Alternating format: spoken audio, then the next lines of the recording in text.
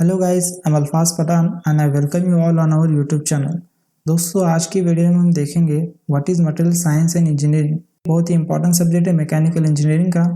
दोस्तों, ये बहुत सारे इंस्टीट्यूट्स के अंदर अलग अलग नामों से पढ़ाया जाता है। जैसे इसको कहते हैं material science and engineering, material science and technology and metallurgy. तो दोस्तों, चलिए वीडियो को स्टार्ट करते हैं। चलिए दोस्तों, सबसे पहले हम मटेरियल साइंस की डेफिनेशन देख लेते हैं। Material science is an interdisciplinary field involving the properties of matter and its application to various areas of science and engineering। दोस्तों, जैसा कि हम लोग डेफिनेशन से देख रहे हैं, ये क्या है, इंटरडिसिप्लिनरी फील्ड है। इसके अंदर बेसिकली 3 फील्ड्स इन्वॉल्व होती है, फिजिक्स, केमिस्ट्री एंड इंजीनियरिंग। ये 3 फील्ड्स मिलाकर क्या है, एक मटेरियल साइंस सब्जेक्ट बनता है। इसके अंदर हम लोग क्या स्टडी करते हैं, मटेरियल के प्रॉपर्टीज़ को स्टडी करते हैं और उसके डिफरेंट एप्लीकेशंस को एनालाइज करते हैं। और various areas of science and engineering के अंदर हम लोग क्या करते हैं, उस मटेरियल को यूज़ करते हैं। दोस्तों, यही मकसद है इस सब्जेक्ट का कि जो है बेसिकली अगर कोई नया एप्लीकेशन है, उस एप्लीकेशन के लिए एक नए मटेरियल की जो है ज़रूरत है, तो इस सब्जेक्ट के अंदर हम लोग क्या करते हैं, उस मटेरियल को आइडेंटिफाई करते हैं based on the properties required for that particular application. और अगर कोई एग्जिस्टिंग एप्लीकेशन है, उसके अंदर अगर हम लोग इम्प्रूवमेंट चाहते हैं उसके मटेरियल के अंदर, तो उसके अंदर भी क्या करते हैं हम लोग, प्रॉपर्टीज के अंदर इम्प्रूवमेंट लाने के अंदर ये सब्जेक्ट बहुत बड़ा रोल जो है प्ले करता है। तो दोस्तों, चलिए देखते हैं what is general idea of material science. Material science के पीछे एक जनरल आइडिया, जनरल थीम क्या है। दोस्तों, इसे समझने के लिए हम लोग एक डायग्राम देखेंगे। दोस्तों, इस डायग्राम के अंदर 3 बेसिक एलिमेंट्स है। सबसे पहले क्या है, प्रोसेस, दूसरा स्ट्रक्चर, तीसरा प्रॉपर्टीज। ये तीनों क्या है, एक दूसरे के ऊपर डिपेंड है। जैसे हम लोग डायग्राम के जरिए से देख सकते हैं, प्रोसेस वाला गियर अगर घूमेगा तो स्ट्रक्चर वाला गियर घूमेगा। तो क्या हुआ, स्ट्रक्चर वाला गियर प्रोसेस के ऊपर डिपेंड है, यानी स्ट्रक्चर क्या है, प्रोसेस के ऊपर डिपेंड है। और स्ट्रक्चर वाला गियर जब घूमेगा तो क्या होगा, प्रॉपर्टीज वाला गियर घूमेगा। यानी क्या है, प्रॉपर्टीज स्ट्रक्चर के ऊपर डिपेंड है। यहाँ पे प्रोसेस क्या है, किसी भी मटेरियल को हम लोग जब यूज़ करते हैं डायरेक्टली यूज़ नहीं कर सकते, उसके ऊपर हमें कुछ प्रोसेस करनी चाहिए। कुछ मैन्युफैक्चरिंग प्रोसेस होती है, कुछ एक्स्ट्रा एडिटिव प्रोसेसेस होती है, तो उसे हम लोग यहाँ पे प्रोसेस की तरह कंसिडर करेंगे। और स्ट्रक्चर यहाँ पे क्या है कि मटेरियल का स्ट्रक्चर है, उस मटेरियल का माइक्रो स्ट्रक्चर यहाँ पे हम लोग कंसिडर करेंगे। और प्रॉपर्टीज बेसिकली उसकी अलग अलग प्रॉपर्टीज हो सकती है, जैसे ductility, malleability, corrosion resistance, strength, hardness etcetera. ठीक है दोस्तों, इस डायग्राम के अंदर हम लोग 2 और एलिमेंट ऐड करेंगे। लेफ्ट साइड में हम लोग ऐड करेंगे मटेरियल, राइट साइड में हम लोग ऐड करेंगे एप्लीकेशन। इसको हम लोग एक इनपुट और आउटपुट की तरह कंसिडर करेंगे। दोस्तों, इस डायग्राम को इनपुट क्या है, मटेरियल, और आउटपुट क्या है, एप्लीकेशन। दोस्तों, चलिए देखते हैं। एक मटेरियल हमने कंसिडर कर लिया, उसके ऊपर हम लोग कुछ प्रोसेस कर रहे हैं, तो उस मटेरियल के ऊपर प्रोसेस करने की वजह से उसका माइक्रोस्ट्रक्चर चेंज हो जाएगा। ठीक है, उस माइक्रोस्ट्रक्चर की वजह से मटेरियल कुछ प्रॉपर्टीज पजेस करेगा और उस प्रॉपर्टीज को हम लोग पर्टिकुलर एप्लीकेशन के लिए यूज करते हैं। इस तरह दोस्तों हम लोग इस डायग्राम को समझेंगे। दोस्तों, ये साइकिल किस तरह होती है, देखो, एक हम लोग मटेरियल ले रहे हैं, उसके ऊपर प्रोसेस कर रहे हैं, उस प्रोसेस की वजह से एक स्ट्रक्चर आ रहा है, उस स्ट्रक्चर की वजह से मटेरियल क्या कर रहा है, एक प्रॉपर्टी पजेस कर रहा है, कोई प्रॉपर्टी। उस प्रॉपर्टी को हम लोग एप्लीकेशन के अंदर यूटिलाइज करेंगे। ठीक है, तो मटेरियल से एप्लीकेशन तक का फ्लो हम लोग समझ लेंगे। ठीक है, अब हम दोस्तों क्या है, रिवर्स जाते हैं। एक पर्टिकुलर हमें एप्लीकेशन चाहिए, उस एप्लीकेशन को हम लोग मटेरियल के अंदर कुछ प्रॉपर्टीज लगेंगे। उस प्रॉपर्टीज को जो मटेरियल कब लाएगा, उसके अंदर पर्टिकुलर माइक्रोस्ट्रक्चर होगा। उस माइक्रोस्ट्रक्चर को अचीव करने के लिए हमें पर्टिकुलर प्रोसेस करनी पड़ेगी। तो इस तरह दोस्तों हम लोग रिवर्स भी इस डायग्राम को समझ सकते। दोस्तों, अब हम लोग एक एग्जाम्पल देखते हैं। अब हमें एक एप्लीकेशन चाहिए। सपोज हम लोग एक बोर्ड का जो बॉटम पार्ट है उसके लिए मटेरियल सेलेक्ट कर रहे हैं, तो उसे मेन प्रॉपर्टी क्या हमें चाहिए, कोरोजन रेजिस्टेंस। क्यों, क्योंकि वो समुद्र के अंदर रहने वाला है, समुद्र के जो पानी के साथ जो है कंटिन्यूसली कांटेक्ट के अंदर रहने वाला है। इसके लिए हमें प्रॉपर्टी, मेन जरूरी प्रॉपर्टी क्या है, कोरोजन रेजिस्टेंस। उस कोरोजन रेजिस्टेंस प्रॉपर्टीज को अचीव करने के लिए मटेरियल का माइक्रोस्ट्रक्चर पर्टिकुलर होना चाहिए, तभी वो प्रॉपर्टी पजेस करेगा। और उस स्ट्रक्चर को अचीव करने के लिए एक प्रोसेस होगी।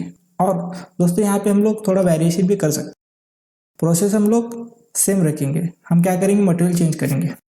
मटेरियल चेंज करेंगे तो भी स्ट्रक्चर बदल जाएगा।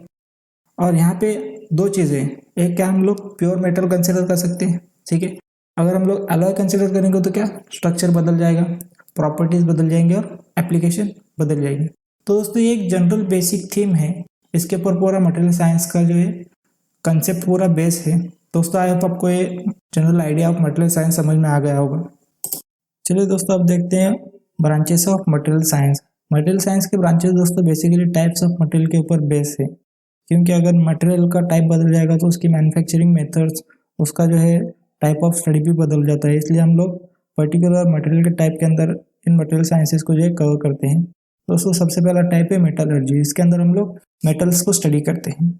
दूसरा टाइप है सिरेमिक्स, थर्ड टाइप है कंपोजिट, फोर्थ है पॉलीमर, फिफ्थ है सेमीकंडक्टर और लास्ट है बायोमटेरियल्स। दोस्तों ये क्या है, ब्रॉड क्लासिफिकेशन है ऑफ मटेरियल साइंसेस। इसके अलावा और भी बहुत सारे एडवांस मटेरियल के ऊपर जो है मटेरियल साइंस वर्क करता है, जैसे कि नैनो मटेरियल्स और भी जो है एडवांस मटेरियल्स होते हैं, जिसको हम लोग यहाँ पे कंसिडर नहीं किए हैं, तो ये भी आप लोग कंसिडर कर लीजिए। चलिए दोस्तों देखते हैं general syllabus of material science. इसके अंदर सबसे पहला पार्ट है दोस्तों क्रिस्टलोग्राफी। इसके अंदर हम लोग डिफरेंट टाइप्स ऑफ क्रिस्टल देखेंगे, different types of crystallographic arrangement देखेंगे, और जो है किस तरह माइक्रोस्ट्रक्चर बदलता है वो भी देखेंगे, और जो है एटॉमिक पैकिंग फैक्टर देखेंगे डिफरेंट क्रिस्टल्स का। नेक्स्ट है दोस्तों डिफॉर्मेशन मैकेनिज्म ऑफ सॉलिड्स, किस तरह जो है सॉलिड डिफॉर्म होते हैं फोर्स अप्लाई करने के बाद, वो भी देखेंगे। और इसके अंदर हम देखेंगे इम्परफेक्शंस इन क्रिस्टल देखेंगे, ग्रेन प्लेन, ग्रेन साइज देखेंगे, किस तरह ग्रेन साइज जो है डिफॉर्मेशन को काउंटर करती है। नेक्स्ट है दोस्तों फेज डायग्राम्स। फेज डायग्राम्स के अंदर हम लोग जो है डिफरेंट अलॉयज को स्टडी करेंगे, उन अलॉयज के लिए different phase diagrams, different composition के लिए किस तरह जो प्रॉपर्टी चेंज होती है, किस तरह हमें डिसाइड करना चाहिए कौन सा कंपोजिशन रखना चाहिए अलॉय के अंदर, फेज डायग्राम्स के अंदर देखेंगे। नेक्स्ट है दोस्तों strengthening and toughening of solid, किस तरह दोस्तों हम लोग सॉलिड्स को एक्स्ट्रा स्ट्रेंथ और एक्स्ट्रा टफ करने के लिए कौन कौन सी जो है मेथड से वो देखेंगे। Different types of heat treatment है, हार्डनिंग, नाइट्रेटिंग, नॉर्मलाइजिंग, एनिलिंग, बहुत सारी मेथड्स है, ये इस सेक्शन के अंदर हम लोग देखेंगे। नेक्स्ट है दोस्तों मटेरियल टाइप्स एंड एप्लीकेशंस। इसके अंदर हम लोग डिफरेंट टाइप्स ऑफ मटेरियल देखेंगे, जिस तरह हम लोग ब्रांचेस के अंदर देखा था, मेटल होगा, ceramic, polymer, glass, composites, bio materials, nano materials etcetera. और उन डिफरेंट जो है टाइप्स ऑफ मटेरियल की डिफरेंट एप्लीकेशन देखेंगे, और रिसेंट एडवांसमेंट देखेंगे टेक्नोलॉजिकल, जो है नए मटेरियल कौन कौन से आ रहे हैं जिसके अंदर स्टडी चल रहा है, और वो कैसे हमारी जो है आने वाली इंजीनियरिंग एप्लीकेशन को रिप्लेस कर सकते हैं, वो भी दोस्तों देखेंगे। तो दोस्तों अगर आप मटेरियल साइंस के अंदर करियर करना चाहता है तो फॉलोइंग सेक्टर्स के अंदर आपको जो है जॉब अपॉर्चुनिटीज देखने मिलेंगे। सबसे पहले क्या है, एरोस्पेस। एरोस्पेस के अंदर जो है मटेरियल साइंस का बहुत बड़ा इंपॉर्टेंट रोल है in reducing the weight of spacecrafts, aircrafts etcetera. Next है armed forces and defence. Third है ऑटोमोटिव इंडस्ट्री। ऑटोमोटिव इंडस्ट्री में बहुत बड़ा इंपॉर्टेंट रोल है, क्योंकि इंजन के जो है पार्ट्स होते हैं उसके अंदर अगर एडवांसमेंट होंगी तो जो है उसकी इफिशियंसी बहुत इंक्रीज होगी। इफिशियंसी इंक्रीज होगी तो क्या होगा, फ्यूल की जो है इनपुट कम होगा, उसकी वजह से पॉल्यूशन भी कम होगा।